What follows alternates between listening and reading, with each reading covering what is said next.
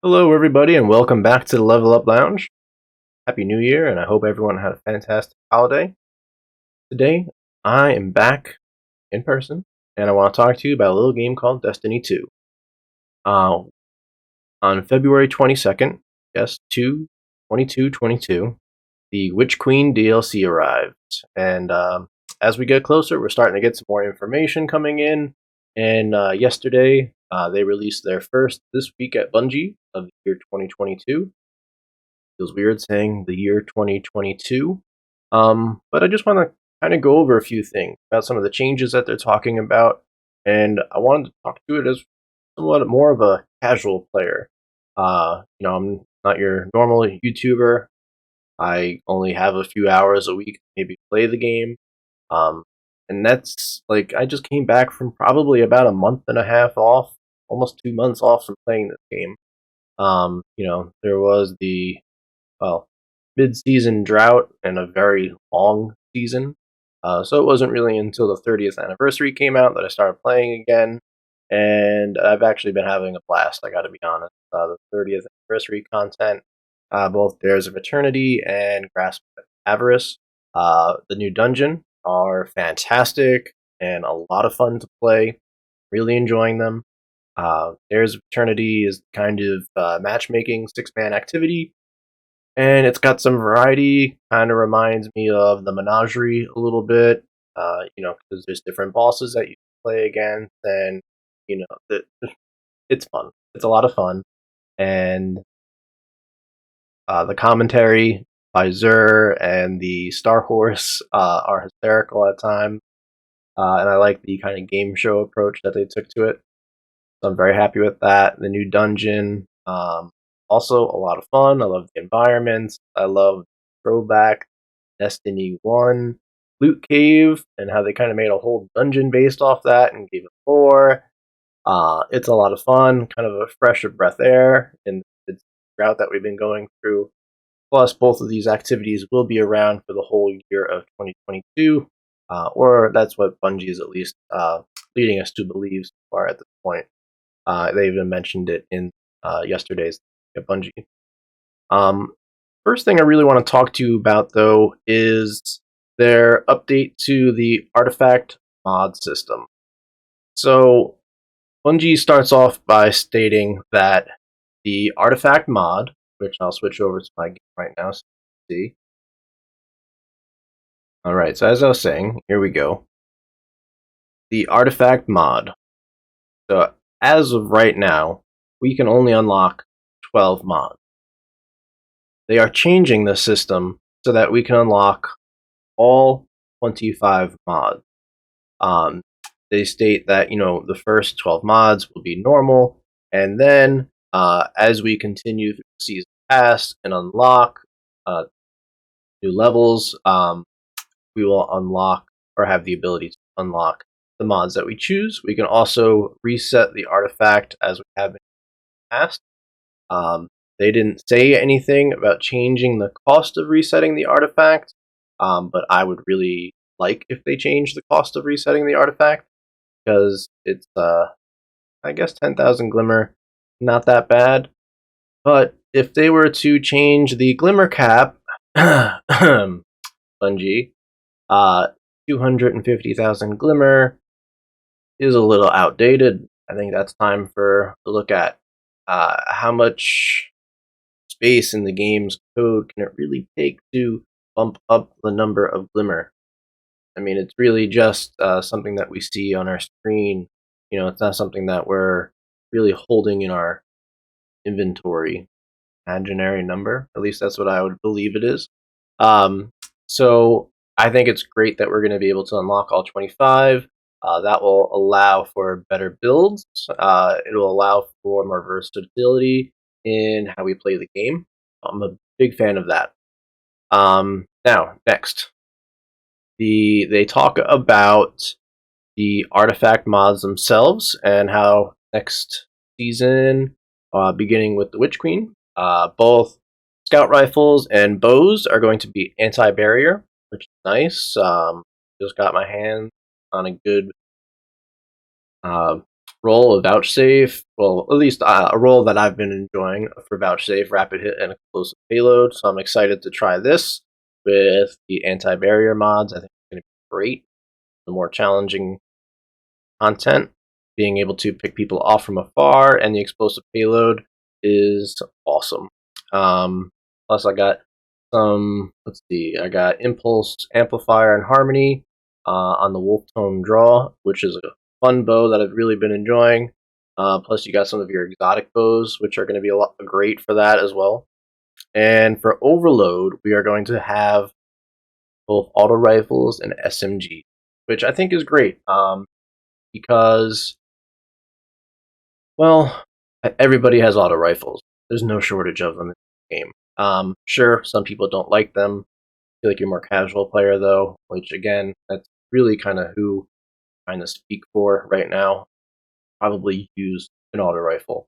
Like, I myself rely on my Chroma Rush with Feeding Frenzy and Kill Clip all the time for certain content. It's kind of my go-to. It reloads super quick, so it just keeps me in the action that much better. My 7th Seraph, drop mag, 4 times a charm, Feeding Frenzy, a fantastic roll. I'm upset that they nerf. Can't even think of the name right now. That's because I haven't used it at all. See if I can remember the name right now.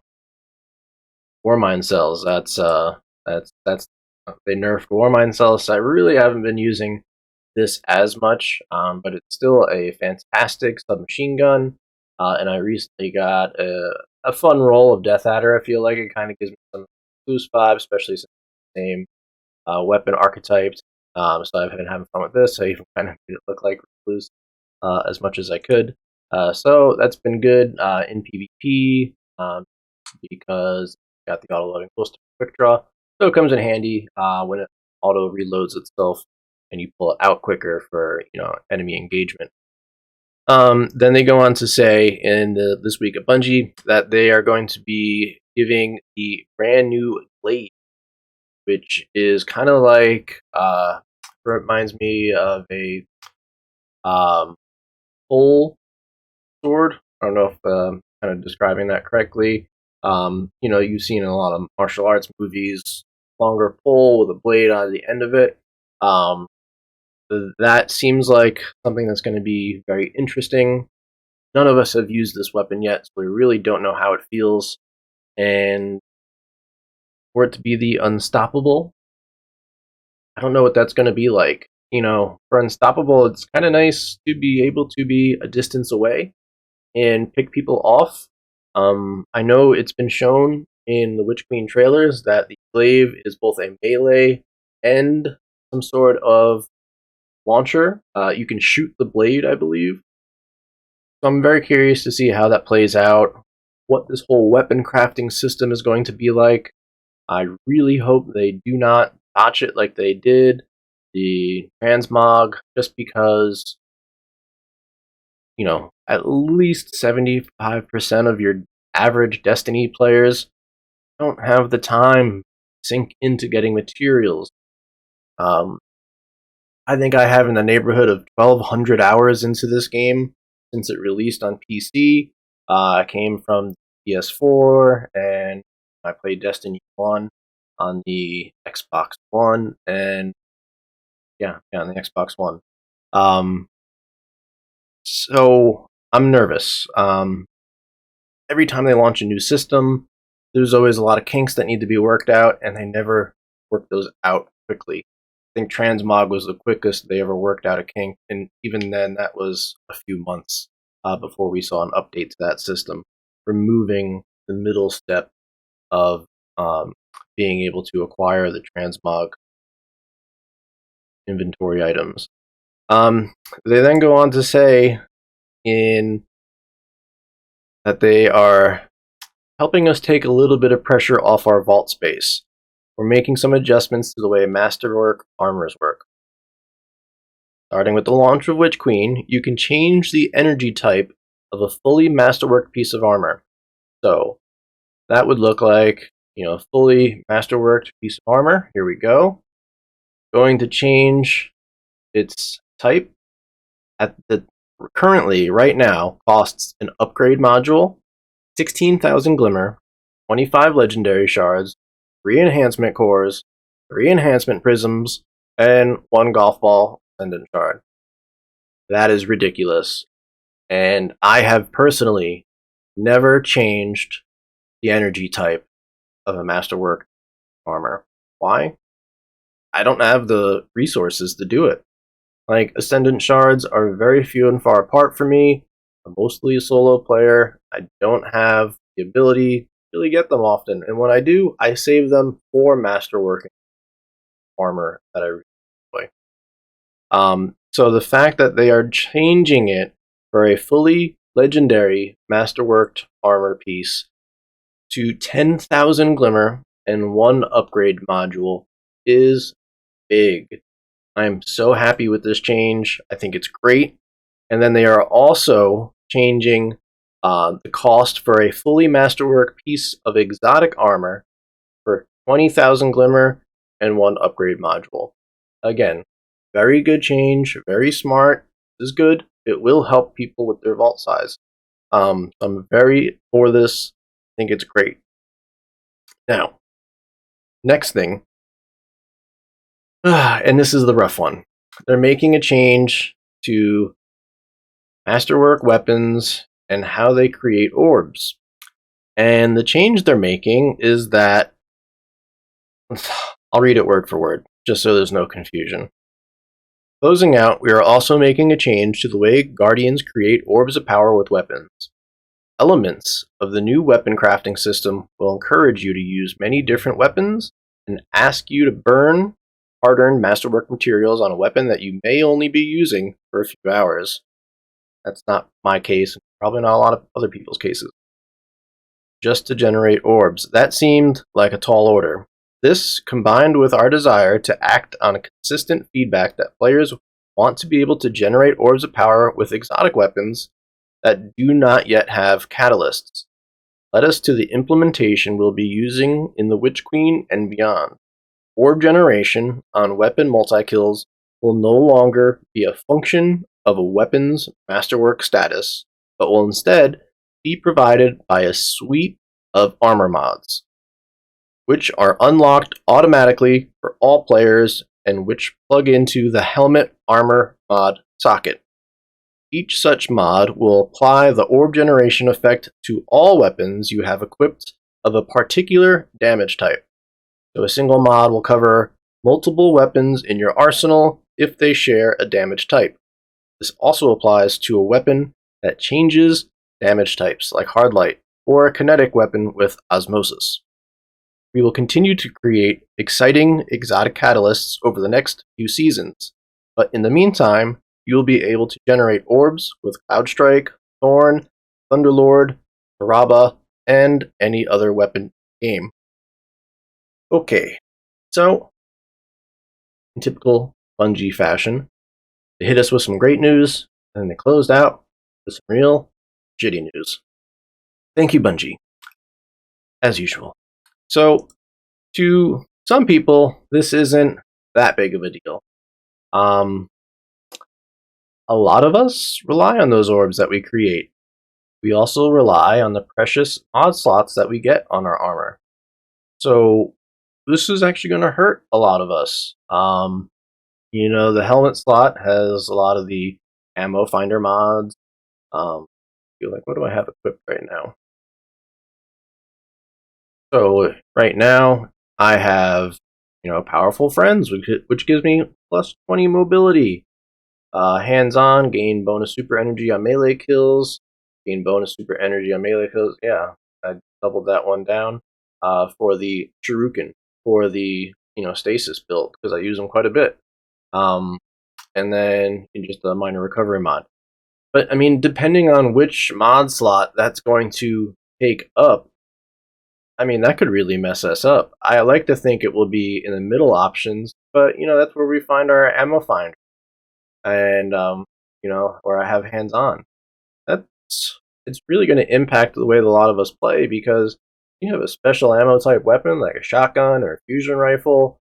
we need that ammo. When you go into the difficult content, you don't want to be, falling short on special ammo, because we need the energy ammo fusion rifles to be able to take down some of the majors in a pinch.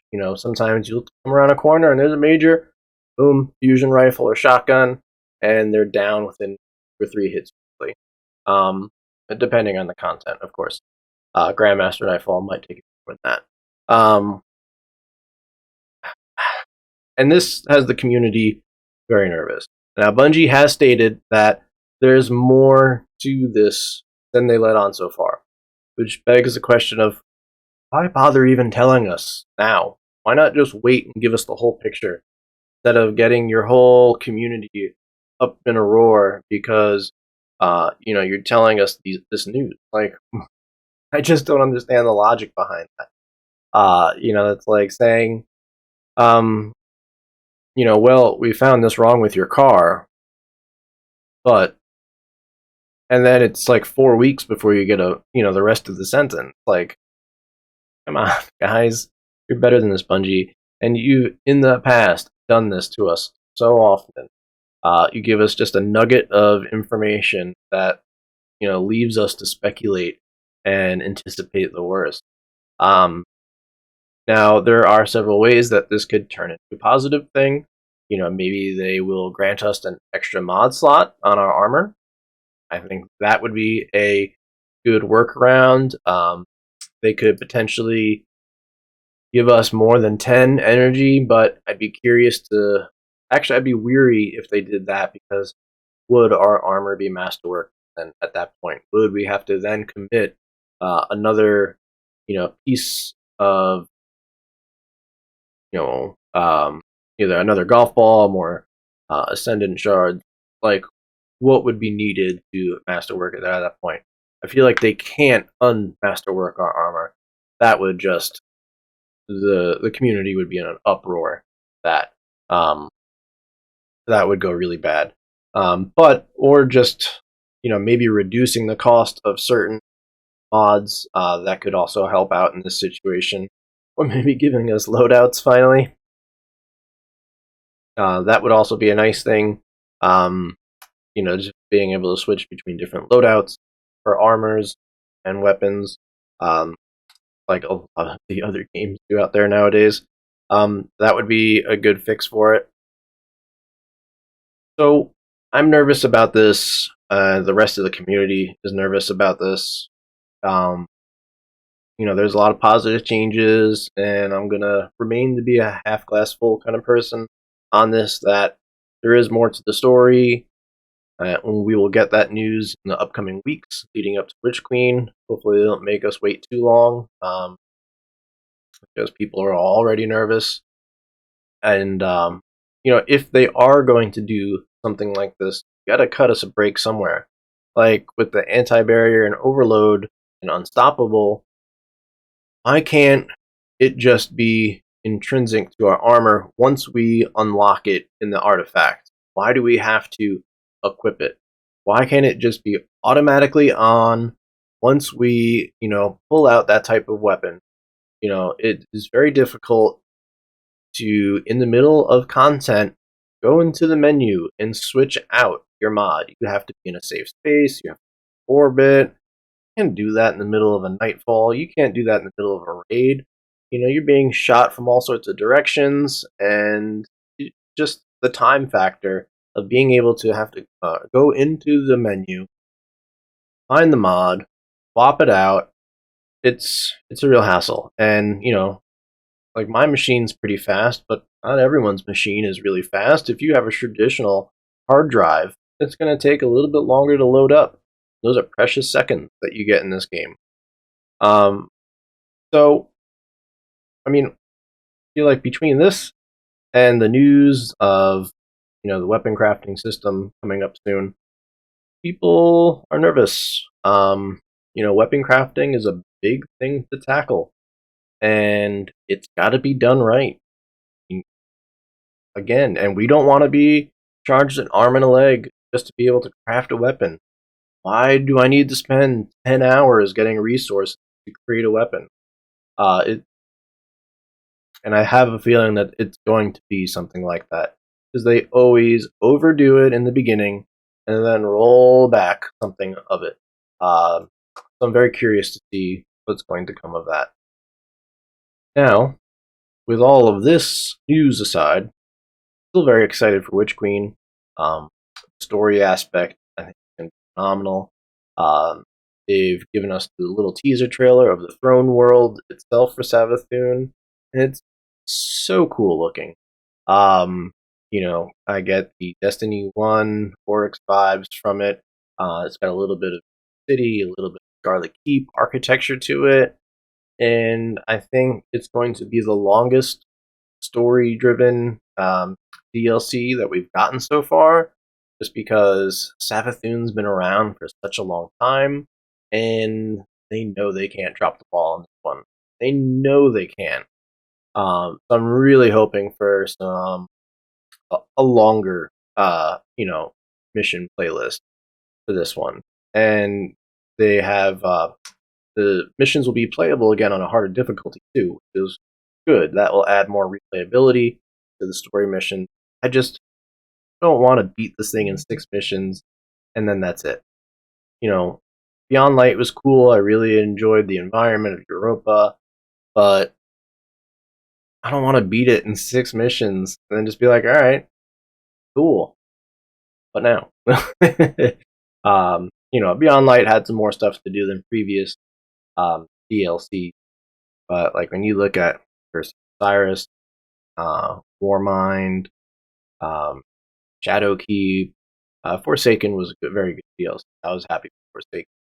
Um, I feel like the length of Forsaken was good, and if they can hit the length of Forsaken, maybe a little bit longer, um, I feel like that's the money spot for where Witch Queen needs to be.